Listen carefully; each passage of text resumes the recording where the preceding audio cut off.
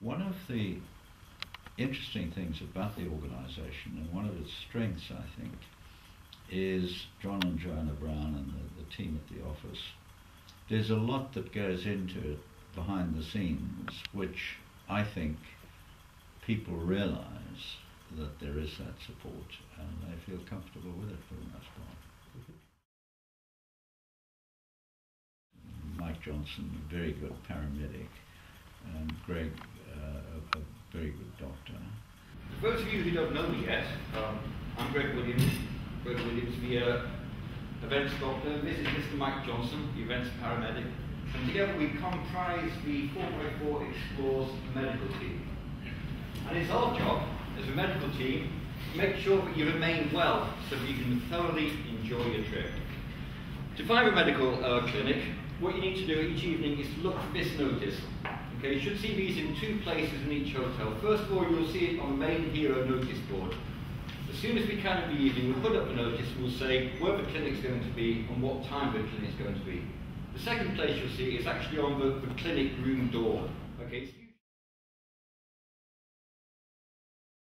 The instruction and that you get during the briefing days on preparing the vehicles properly is terribly important, and that's done well.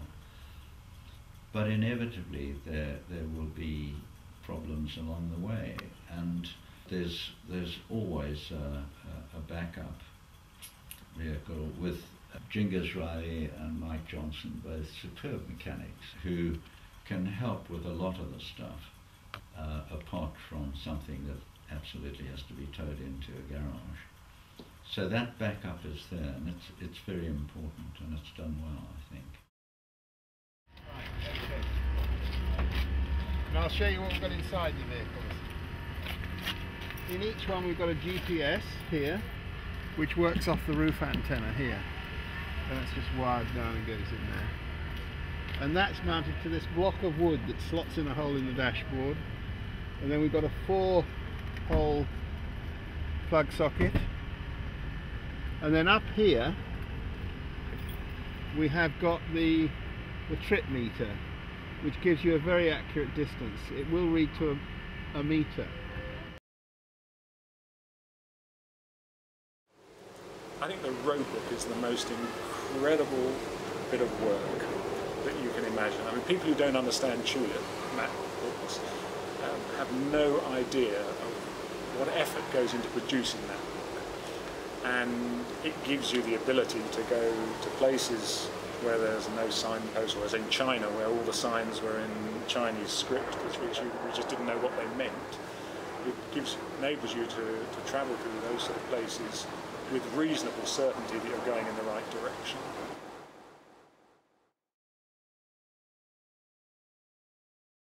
The other aspect is the camaraderie of everybody that's involved in these events.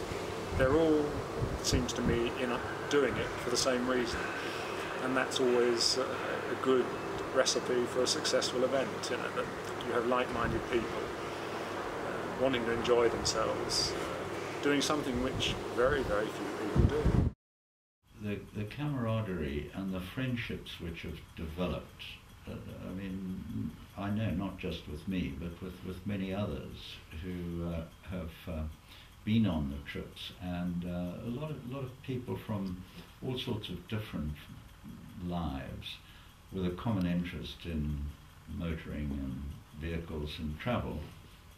And I've certainly made some very good friends through it, and enjoy meeting up with them again, as we often do on the next one.